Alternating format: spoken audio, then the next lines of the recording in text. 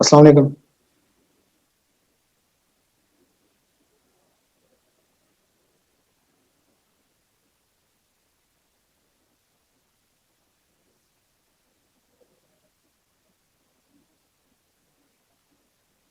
अच्छा, last time हम लोगों ने मिक्सिंग चेंबर के बारे में देखा था।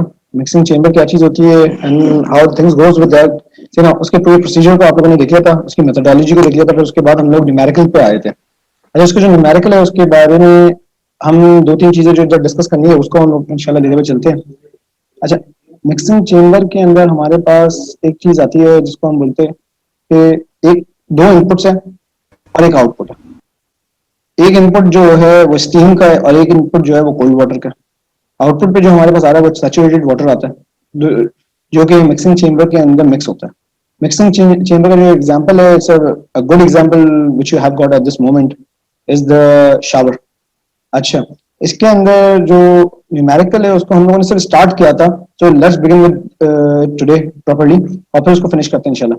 अच्छा, steam eight 0.2 megapascal 300 degree Celsius enters the mixing chamber. अब वो बोलता है कि मिक्सिंग चेंबर में 0.2 मेगापास्कल के ऊपर 300 डिग्री सेल्सियस के साथ एंटर होता है।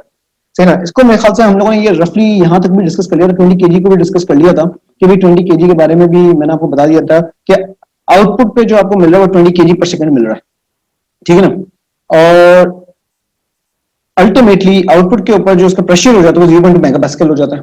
What are the required steam and the cold water flow rates? हमें फ्लो रेट्स निकालने हैं जो कि M1 और M2 था। अच्छा, M1 और M2 निकालने के लिए हमने दो इक्वेशंस को बिल्डअप किया था, if you remember it.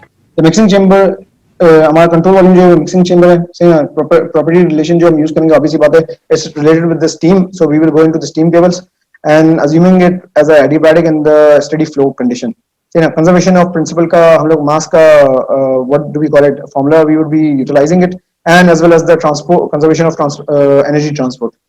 So for the conservation of energy transport, what you are doing is that amount of the energy in equals to the amount of the energy out के बराबर है।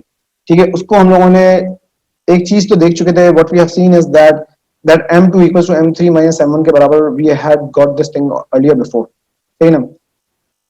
इसमें कोई ambiguity नहीं थी हमारे पास। सही ना? सिंपल सी इक्वेशन थी, उसके एडियाबैटिक की हम लोगों ने कंडीशंस अप्लाई करी थी जिसके अंदर हमें ये पता चल गया था कि भाई जितना अमाउंट ऑफ इन होगा उतना ही अमाउंट आउट होगा।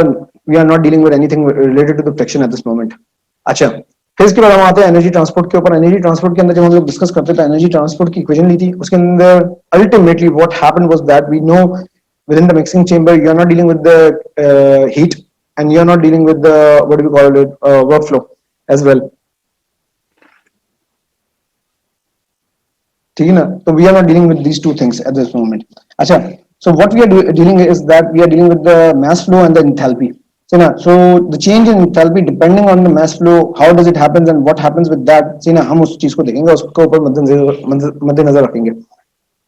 तो पहली चीज जो we are gonna discuss over here is that M1 dot, सही ना, जो हमारे पास आ चुका था, into H1 plus M2 dot into H2 equal to M3 dot into H3 के बराबर है। मतलब हमें ये पता चल गया कि amount of mass flow coming in from the inlet chamber, which is for the steam and the cold water, is equals to the amount of the output, which is equals to the M dot 3 times the H3। ये हमारे पास एक generic equation आ गई थी ultimately. इस generic equation को हमने further open up करा, इसके अंदर हमने सब्स्टिट्यूट करा M2 की जगह M3 माइनस M1। इसको सब्स्टिट्यूट करने से आपको एक फायदा ये हो गया कि this equation you have got it in the form of the M1 equals to M3 के बराबर, H3 माइनस H2 के ऊपर आ गया, और डिवाइड में आपके पास आ गया H1 माइनस H2। अच्छा, now what you are required, M3 you know it, M3 was given to you which was 20 kg per second।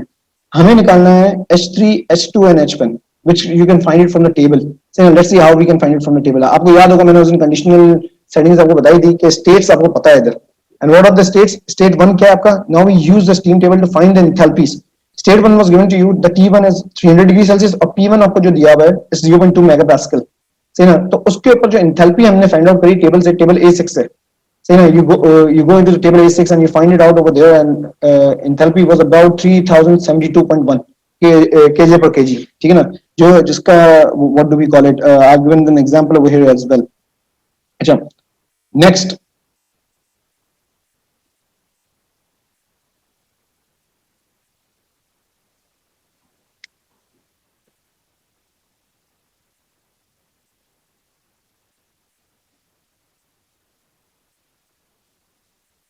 अच्छा, अब नेक्स्ट हमारे पास जो आता है पार्ट, वो स्टेट टू है। स्टेट टू के ऊपर हमारे पास क्या एंथैल्पी से क्या क्या वैल्यूज आती है, so now we gonna find that out. अच्छा, M1 जो था was related with the superheated, जिसपे 300 डिग्री सेल्सियस पे आपका वाटर स्टीम के अंदर कन्वर्ट हो रहा था। अच्छा, over here on the state 2, what is the cold water? जो कोल्ड वाटर कंडीशन होती है वो कंप्रेस्ड लिक्विड कंडीशन होती है।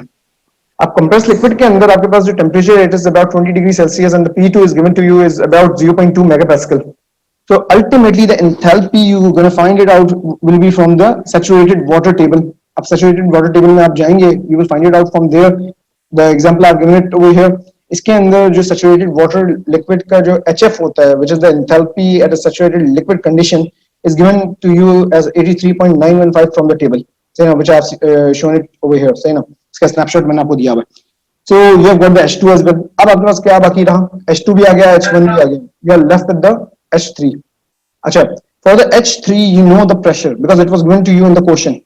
क्वेश्चन में क्या दिया हुआ था कि आपका प्रेशर जो होता है मैस फ्लो रेट अगर 20 kg per second हो जाता है तो आपका प्रेशर बन जाएगा 0.2 megapascal. सही है? So if it becomes 0.2 megapascal, so you will go into the particular table which is in the A5. Now saturated water table में ही आप जाओगे, लेकिन you are given the pressure, so you would be looking in the pressure point.